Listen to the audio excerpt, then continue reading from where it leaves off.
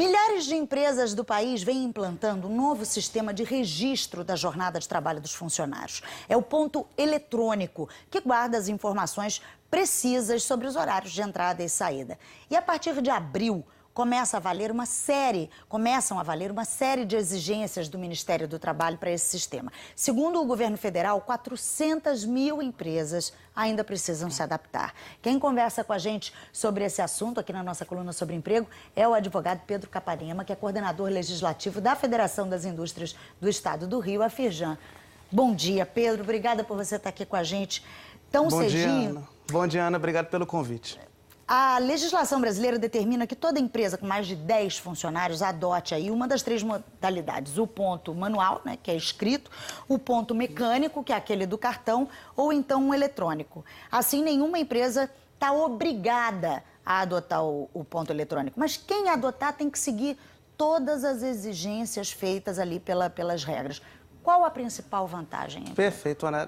Justamente a nova questão são as exigências desse novo registro eletrônico de ponto feitas pelo Ministério do Trabalho. A principal vantagem defendida pelo Ministério do Trabalho é justamente o fato de haver uma maior transparência no controle e maior segurança, porque esse novo equipamento ele dá recibos de cada marcação de ponto. E aí, as empresas e comércio e tal têm datas diferentes para se adaptar a essas novas regras. Olha só, o Ministério do Trabalho divulgou no fim do ano passado um novo cronograma para as empresas atenderem a essas exigências do ponto eletrônico. Vamos dar uma olhada aí para você ficar atento a esses prazos. Olha só, dia 2 de abril é para indústria, comércio e setor de serviços, incluindo, entre outros, os setores financeiro, de transportes, construção, comunicação, energia, saúde e educação. Aí, mais para frente um pouquinho, 1º de junho, prazo para as empresas que exploram atividade agroeconômica. E 3 de setembro, já no segundo semestre, para as micro e pequenas empresas se adaptarem. Quais são as principais exigências? Essa nova portaria, Ana, causou uma série de controvérsias desde o começo. Tanto é que ela foi prorrogada diversas vezes até esses últimos prazos que nós vimos aqui agora na tela. As principais exigências ficam por conta da necessidade de compra desse novo equipamento, o que por si só já leva a um custo que está estimado em mais ou menos R$6 mil para cada empresa, além do fato de que empregados ficam obrigados agora a guardar todos os comprovantes de cada marcação de ponto feita.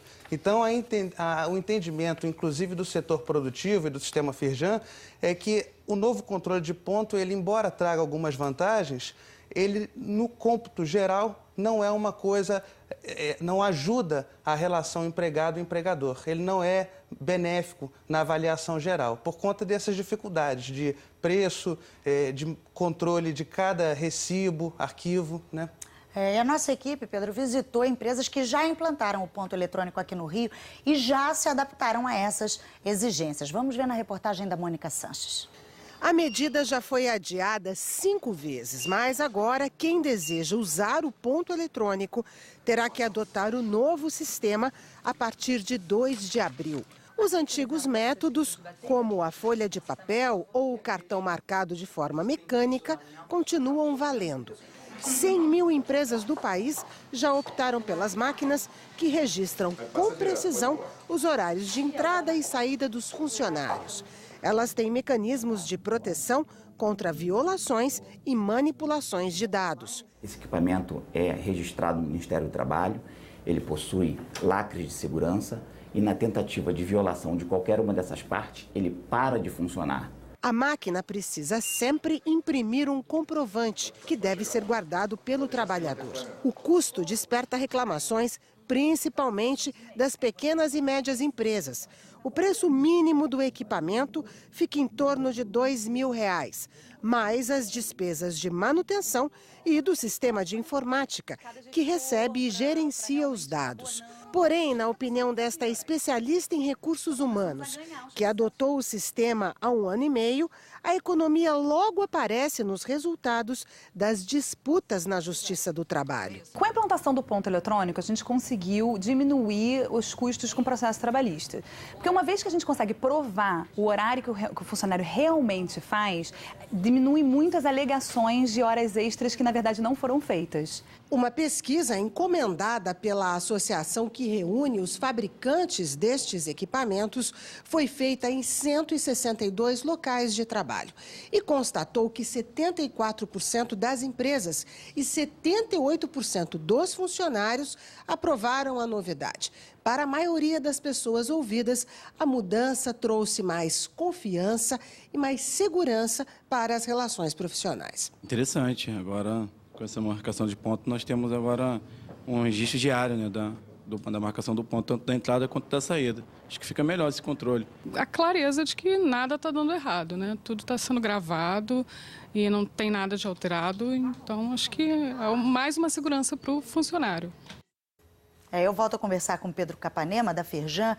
Pedro, como que o funcionário marca a hora do almoço com esse novo ponto eletrônico? Pois é, o sistema de ponto eletrônico ele é mais ou menos similar ao que já existia. Então, naqueles crachás que nós temos e marca aproximando ao equipamento. A questão também muito levantada a respeito desse novo ponto é o seguinte: se a cada marcação tem-se um recibo naqueles extratos de papel, como são os extratos de banco, imagine então que a cada dia trabalhado, um empregado que chega pela manhã, sai para almoçar, retorna do almoço e retorna então para casa, deve guardar 4 comprovantes ao fim do dia. Isso multiplicado pelos dias trabalhados no ano e pelos 5 anos necessários de guarda. Mas não tem jeito, tem que guardar para poder comprovar em caso de necessidade. Justamente. Agora, como marcar quando o funcionário fica na empresa, por exemplo, além do horário normal? A pessoa consegue marcar no horário certinho ou o aparelho, vamos dizer, se recusa aquele horário? Isso varia muito de acordo com o regime da empresa, Ana. Algumas empresas se utilizam do sistema de banco de horas, outras não autorizam o funcionário a realizar horário extraordinário, então varia. Em tese, o que a gente deve afirmar é que o controle de ponto ele deve ser feito exatamente de acordo com a jornada.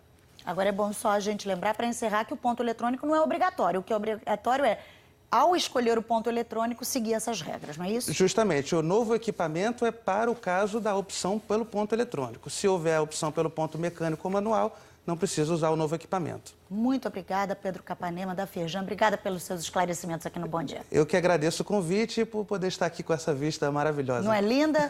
Que bom que você gostou da nossa casa. Bom dia para você. Bom dia.